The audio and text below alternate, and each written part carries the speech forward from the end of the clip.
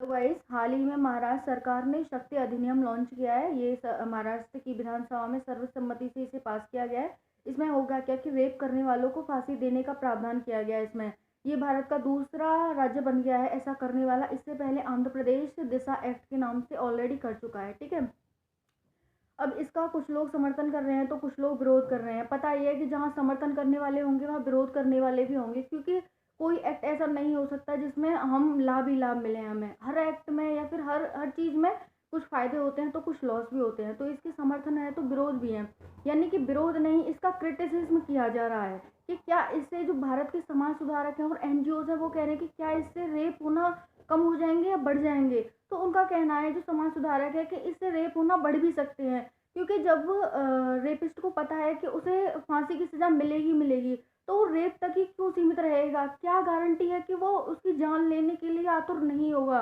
जान तक नहीं पहुंचेगा। ठीक है, सेकंड है कि जो विक्टिम होगा, यानी कि जो पीड़ित होगी, पीड़ित महिला होगी, उस पर समाज का दबाव बनाया जाएगा कि वो मतलब जब वो चाहेगी कि इसकी कंप्लेन की जाए तो समाज का दबाव आएगा कि इसे ले दे के ही सुलझा लेते हैं, इसकी शिकायत ना की जाए। ठीक है, क्योंकि डेथ पेनल्टी है ना, इस वजह से। और ज़्यादा से ज़्यादा जो अपराधी होते हैं, जो रेपिस्ट होते हैं, वो परिवार वाले होते हैं। ऐसी एनसीआरबी की रिपोर्ट में कहा गया है कि 94% जो रेपिस्ट होते हैं वो रिश्तेदार परिवारजन ही होते हैं। ठीक है, तो इस वजह से क्या होगा, जो पीड़िता होगी, जो विक्टिम होगी, उस पर दबाव आएगा समाज का, परिवार का कि इसे ले दे के ही सुलझा लेते हैं, इसका केस ना किया जाए। तो इससे गैर कानूनी रूप से और बढ़ावा मिलेगा, उनका कहना है। और तीसरा है कि जो प्रभावशाली लोग होते हैं, ठीक है, अगर उन्हें पता चलता है कि किसी उसके बाप ने, उसके बेटे ने, उसके रिश्तेदार ने ऐसा किया है, तो वो क्या करते हैं, किसी तीसरे व्यक्ति पर, जो मिडिल क्लास है, जो उसकी जान की कीमत पैसे से लगाकर,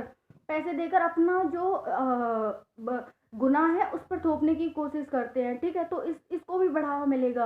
अभी एक रिपोर्ट में बताया गया है कि जो 3/4 लोग हैं, यानी कि 4 में से 3 लोग हैं, वो मिडिल क्लास के, अल्पसंख्यक वर्ग के, छोटी कास्ट के लोग हैं। ठीक है, तो क्या वो ऐसा करते हैं? ऐसा नहीं है। छोटी क्लास कास्ट के लोग ऐसा नहीं करते हैं, वो ऐसा करने से डरते हैं। ठीक है, जो प्रभावशाली लोग होते हैं वही इस चीज़ को बढ़ावा दे रहे हैं। ठीक है, तो अब हमें इसका प्रावधान क्या करना चाहिए, हमें ऐसे क्या रूल रेगुलेशंस बनाने चाहिए, क्योंकि क्या डेथ पेनल्टी, तो हमें इसका कोई समाधान नहीं दिख रहा है कि डेथ पेनल्टी देने से ये गुनाह रुक जाएंगे। अगर करने वाला है तो वो तो चाहे कुछ भी कर लो, वो तो करेगा ही। ठीक है, अब हमें क्या करना चाहिए कि शिक्षा में इसको लागू करना चाहिए। ठीक है, शिक्षा में ऐड करना चाहिए कि क्या होता है बैड टच, क्या होता है गुड टच।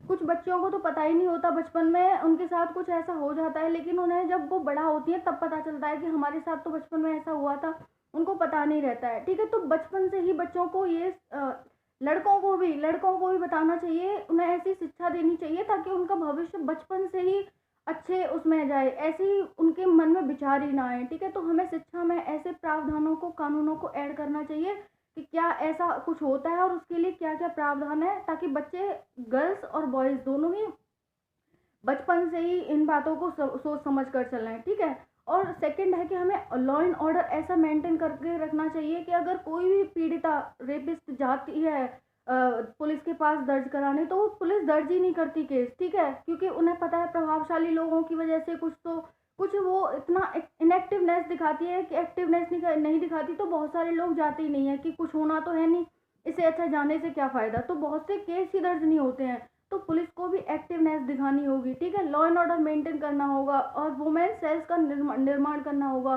कि महिलाओं को ज़्यादा से ज़्यादा सुरक्षा मिल सके, एम्पावर करना होगा महिला को।